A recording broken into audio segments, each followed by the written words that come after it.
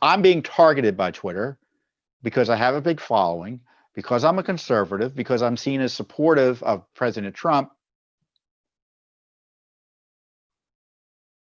And when I say I'm being supportive of President Trump, the left translates, well, you have to be a Trump acolyte, as opposed to, well, I don't want our presidency, to be attacked by coosters, as I call them.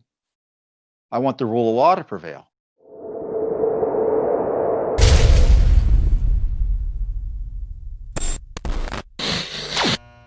One of the ways that Judicial Watch holds the government accountable is by educating people about what we find. I mean, we're an educational foundation, and if people don't know about what we're doing, it doesn't matter all the FOIA lawsuits and such. And of course, these days we have to use these big tech platforms to expose what's been going on. And so we have a significant presence on Facebook, on Twitter, on Instagram, and on YouTube.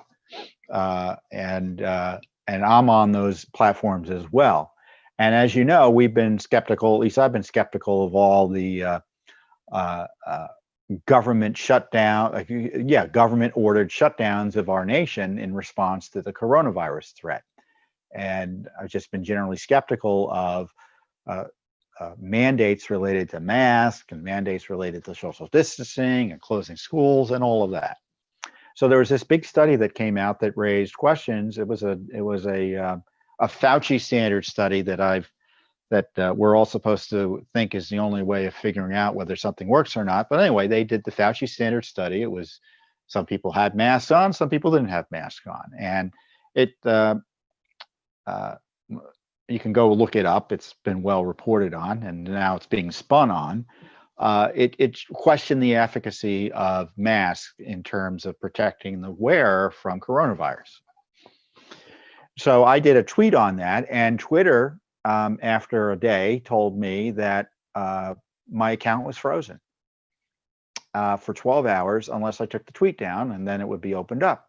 But they also told me I could appeal the tweet. First of all, the tweet I said, and I don't want to repeat it now for fear of getting censored elsewhere, it was a perfectly accurate conclusion about the Danish study. There was nothing wrong about it. There was nothing unfair about it or misleading. It was accurate. And of course, I'm being targeted by Twitter because I have a big following, because I'm a conservative, because I'm seen as supportive of President Trump. And when I say I'm being supportive of President Trump, the left translates, well, you have to be a Trump acolyte, as opposed to, well, I don't want our presidency, to be attacked by coosters, as I call them. I want the rule of law to prevail. So therefore, I have a target on my back, and Judicial Watch has a target on its back by the left. And so I'm still not on Twitter. They said 12 hours, and they said, well, you can appeal. So I appealed. But by appealing, it tolls the clock, meaning I can't get back on. Now, if I end the appeal and delete the tweet, I can get back on, or so they say. But it's Twitter, so they act like petty little tyrants, so who knows? So if you want to read the tweet, you can go to, I posted it on Parler, Parler. I have an account there under Tom Fitton.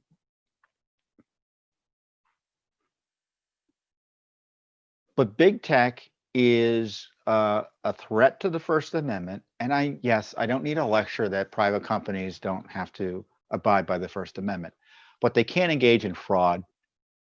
And they can't tell you that you have the freedom to post, and they'll treat it fairly, and they won't target you, and they will make decisions fairly, when in fact, that's not the case. It's demonstrated that's not the case. They're target conservatives.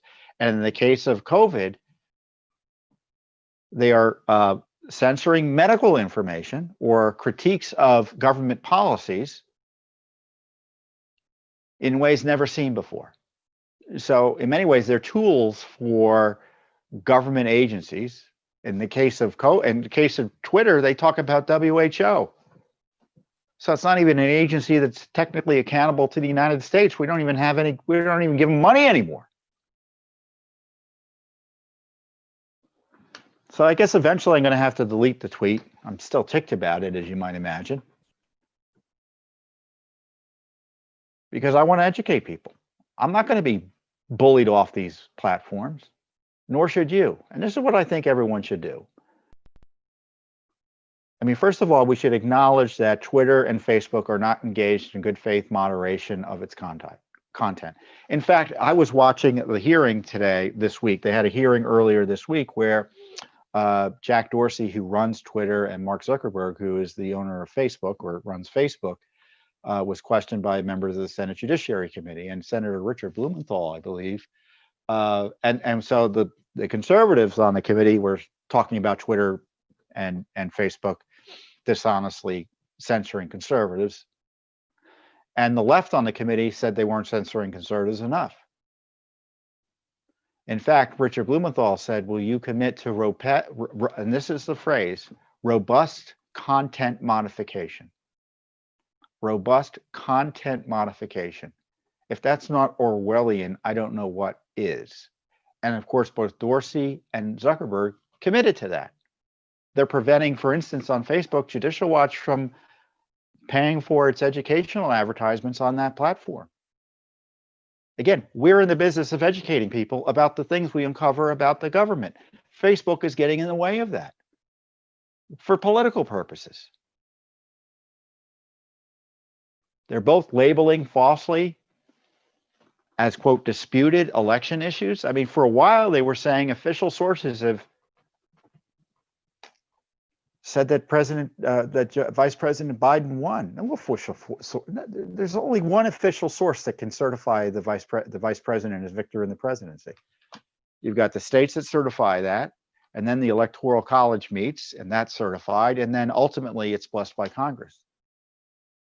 So no official sources have said Joe Biden has become president. The media has, but the Constitution doesn't let the media choose who's the president. So we have to stand fast. You know, it's unfortunate that, like, for instance, on Twitter, I can't say what I really believe about COVID. I don't think I can say it on Facebook either, and it's unlikely I can do it on YouTube. I've already been censored. Judicial Watch has been censored repeatedly. But we're going to keep on telling the truth. And like in any oppressive system, you've got to be careful about what you say and how you say it. Now, we're not going to obviously sell out in that regard, but it's a conundrum. Don't you agree? I mean, Twitter and Facebook, as far as I'm concerned, they're destroying themselves. They are destroying themselves. I mean, it may be a point where I can't be on Twitter anymore because I don't know what I can say without being smeared and labeled and censored. Same thing for Judicial Watch. Maybe we'll have to leave Twitter. Maybe we'll have to leave YouTube or Facebook. I don't know. But they're destroying their business models to appease the totalitarian left that wants to censor conservatives. And we're facing this period. It's been a remarkable 4 years in American history for a variety of reasons, and I can go on and on about it. But most recently and most troublingly, the last year I call the Great Suppression. You've had the Great Suppression of information about COVID. You've had the Great Suppression of information about voter fraud, about the coup cabal targeting President Trump. Remember, I can't say, I think on Twitter I could, but since this is going to be on YouTube and other platforms, I can't say the name of the so-called whistleblower that helped initiate the coup process against President Trump that resulted in impeachment. I still can't say his name, even though he's a top government official who worked in the White House, in 2 White Houses. Unbelievable. So we're now in the middle of the Great Suppression. And if you think it's going to ease up under a President Biden, certainly it's not going to ease up on a President Trump because he's the target. Now, is Congress going to change the law to protect the rights of Americans in this regard? Or to hold the government of clarify the law to make it clear that the corrupt fraud they're engaged in and content moderation doesn't protect them from being held account for it by federal law, or federal law doesn't protect them from being held account for it, or will lawsuits Judicial Watch sues a lot. Maybe we'll sue. I don't know. Get a court to come in and say, you can't do what you're doing. You're lying to consumers. You're lying to your customers when you say these terms of service are being fairly implemented and are reliable and aren't being changed on a whim depending on who you are or your politics. All sorts of laws prohibit that type of activity. Basic false advertising, laws against false advertising. So I don't want to go on too long about this. I'll probably be back on Twitter soon. Hopefully I don't say anything else that gets me banned permanently. But we're prepared. We're prepared. Thanks for tuning in. Be sure to subscribe to our YouTube channel to catch all the latest news from Judicial Watch.